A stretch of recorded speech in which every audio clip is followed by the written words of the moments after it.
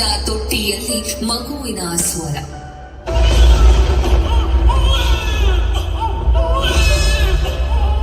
ತಾಯಿಯಲ್ಲದಿದ್ದರೂ ತಾಯಿಯಾಗುವ ಭಾಗ್ಯ ತನಗಿಲ್ಲದಿದ್ದರೂ ಕರುಳ ಬಳ್ಳಿಯನ್ನು ಹಿಡಿದು ಹಿಸುಕಿದಂತಾಯಿತು ಆ ಧ್ವನಿ ಕೇಳಿ. ಹೋಗಿ ಎತ್ತಿಕೊಂಡವಳಾಕೆ ನೇರವಾಗಿ ಅನಾಥಾಶ್ರಮಕ್ಕೆ ಹೋದ್ಲು. ಆದ್ರೆ ಅಲ್ಲಾಗಿದ್ದು ಸಹಜ ಮಗುವಾಗಿದ್ರೆ ಮುದ್ದಾಡ್ತಿದ್ರೇನು. ಆದ್ರೆ ಈ ಮಗುನ ತಂದಿದ್ದು ಒಬ್ಬ ಹಿಜಡ ಅಲ್ವಾ. ತಾನೇ ಸಾಕ್ತೀನಿ ಅನ್ನೋ ದೃಢ ನಿರ್ಧಾರ ಮಾಡಿ ಮಗುವನ್ನ ತಗೊಂಡ್ ಬಂದವಳಾಕೆ. ಕೋಟಿ ಕನಸುಗಳ ಅರಮನೆಗೆ ಧೈರ್ಯದಿಂದ ಕಾವಲು ನಾನಾಗುವೆ ನಮ್ಮ. ಭೂಮಿ ನೋಡಿ ಮೂಳು ನೇಗಿಲಿಗೆ ಬಳಲಿ ಹೆಗಲ ನೀಡಲು ನಾನುವೆ ನಮ್ಮ. ಉರಿ ಜ್ವಾಲೆ ಹರಿದು ಸುಡುತ್ತಿರೆ ಜಗವನ್ನೇ ತಣಿಸುವ ಮಳೆಯಾಗುವೆ ಕೇಳಮ್ಮ.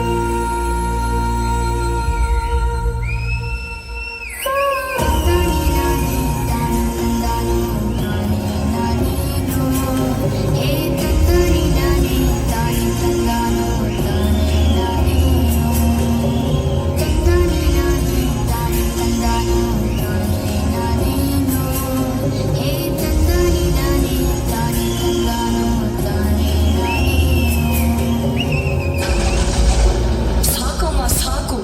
ಯಾರಿಗೋಸ್ಕರ? ನನ್ಗೋಸ್ಕರನಾ? ಬೇಡಮ್ಮ, ಬಿಟ್ಬಿಡು. ಇನ್ಮೇಲಿಂದ ನಾನ್ ಸಾಕ್ತೀನಮ್ಮ. ನಾನ್ ಸಾಕ್ತೀನಿ. ಈ ಸಮಾಜ ತೆಗ್ ನೋಡುವಾಗೆ ನಾನ್ ಮಾಡ್ತೀನಮ್ಮ. ಬಾ ಅಮ್ಮ, ಬಾ.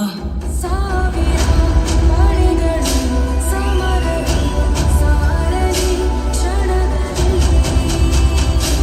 ಒಬ್ಬನೇ ಸೈನಿಕ ನಿನಗೆ ಆಯುಧ ಜಗದಲ್ಲಿ.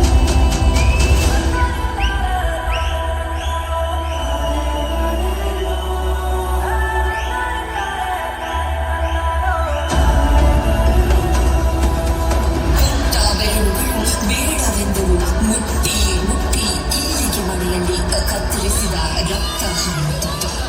ತನ್ನ ತಾಯಿಯ ಜನಾಂಗಕ್ಕೆ ತಾನೇನಾದರೂ ಕೊಡುಗೆ ನೀಡಬೇಕೆಂಬ ಹಂಬಲದಲ್ಲಿ ಇದ್ದ ಆ ಪುಟ್ಟ ಕಂದಮ್ಮ ನರಭಕ್ಷಕ ಕಾಮ ಪಿಶಾಚಿಗಳ ಬೆರಳಚ್ಚು ಈ ಪುಟ್ಟ ಕಂದಮ್ಮನ ಮೈಯಲ್ಲಿತ್ತು.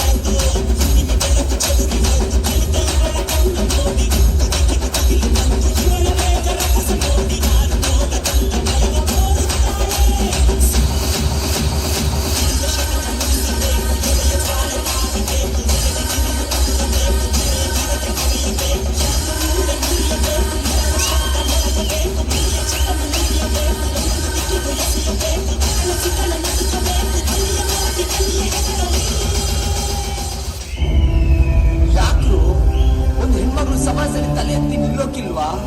ಒಂದು ಹೆಣ್ಮಗಳು ಸಮಾಜದಲ್ಲಿ ಏನು ಸಾಧಿಸೋಕಿಲ್ವಾ? ಅವಳು ಹೆಣ್ಮಗಳಂತೇಳಿ ನಾನು ಮಗಳಾಮುಖಿ ಅಂತೇಳಿ ಈ ಸಮಾಜದಲ್ಲಿ ಹುಟ್ಟಿರೋದೇ ತಪ್ಪ? ಅಂತ ತಪ್ಪು ನಾವೇ ಮಾಡಿದ್ವಿ. ಚಕ್ಕ ಹಿಜ್ರಾ ಮಾಮ ಸಿಕ್ಸರ್, ಹೆಣ್ಮಗಳು ಶಾಪ ಮನೆ ಬಾರ ಹೊರೆ, ಇದು ನಮ್ ಜೀವನ. ಸ್ವಾರ್ಥಕ್ಕೋಸ್ಕರ ಓಡ್ತಿರೋ ಪ್ರಪಂಚ ಯಾರಿಗೋಸ್ಕರ ನಿಲ್ಲಲ್ಲ. ನಾವೇ ತದ್ ನಿಲ್ಲಿಸಿ ಉಳಿಸ್ಬೇಕು. ಅವ್ರು ಯಾರುಗಳಿಗೋಸ್ಕರ ತಲೆ ಕೆಡಿಸ್ಕೊಳ್ಬೇಡ. ಅವ್ರು ಯಾರು ನಿನ್ನಷ್ಟು ಬಲಶಾಲಿಗಳಲ್ಲ. ಪ್ರಪಂಚದಲ್ಲಿ ಹೆಣ್ಣಿಗಿಂತ ದೊಡ್ಡ ಯೋಧ ಯಾರು ಇಲ್ಲ. ಹೇಳೋ